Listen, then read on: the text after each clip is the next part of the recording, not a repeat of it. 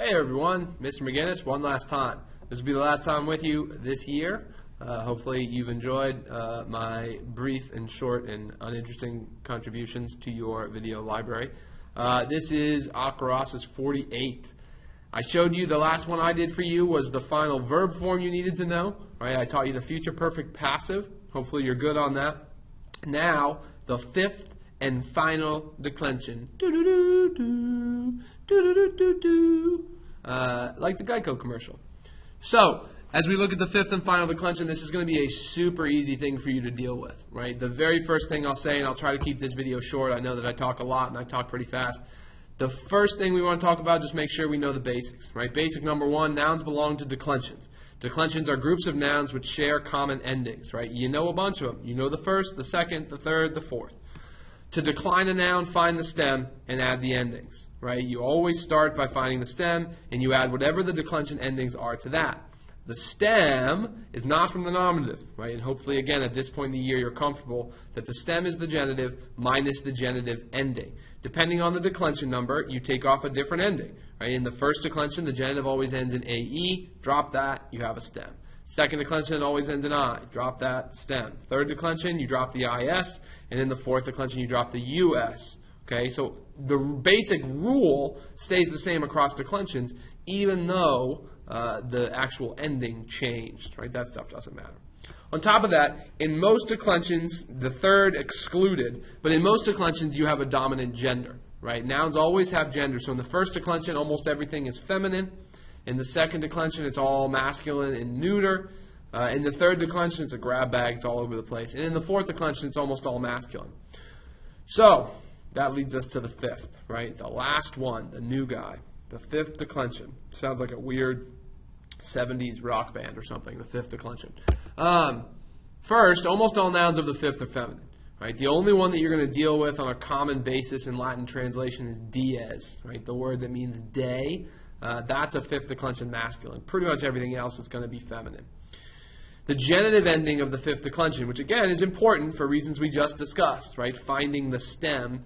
And so the genitive ending of the fifth declension is EI, right? Echo, India. So you go to your fifth declension genitive, you drop the EI, and you have your stem. And in fact, the letter E is going to be a pretty common ending here, right? E is a dominant letter in the fifth declension. So you can see the endings that are listed here. These are the fifth declension endings you're going to have to get used to and that I would recommend writing down somewhere, right about now.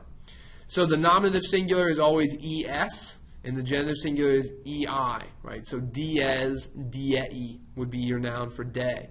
Then you have another EI in the dative, an EM in the accusative, and just an E in the ablative. So es, ei, em, e.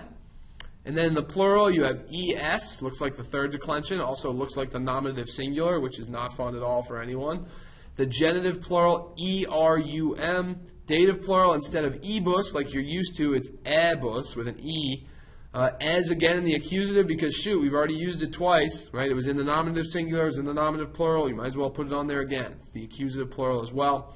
And then finally, EBUS. So in the fifth, you're going to have to be on your toes, right? If you see a fifth declension noun in a sentence, it can be hard to tell what case it is, right? The nominatives are both the same and the accusative plural is the same. Your genitive and dative singular are the same. So nothing you haven't gotten used to at this point, right? That kind of stuff happens in the third. It happens when you have a neuter noun.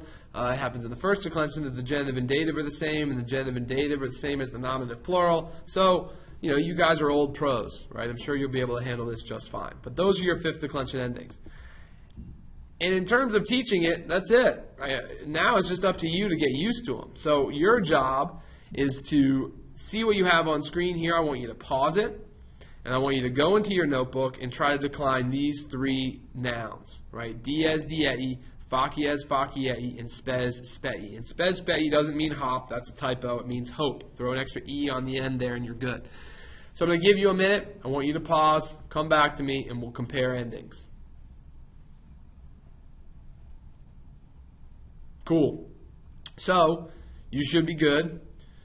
Check your endings against my endings, right? It doesn't matter that dies is masculine and the others are feminine. You should see the same things going down the line. So dies, diei, diei, diem, die, dies, dierum, diebus, dies, diebus. facies, faciei, faciei, faciem, facie, facies, facierum, faciebus, facies, faciebus, and spes, spei, spei, spem, spe, spes, sperum, spebus, spes, spebus. That's it, right? Now you know all of the declensions, right? All noun, that's another typo, that should say declensions.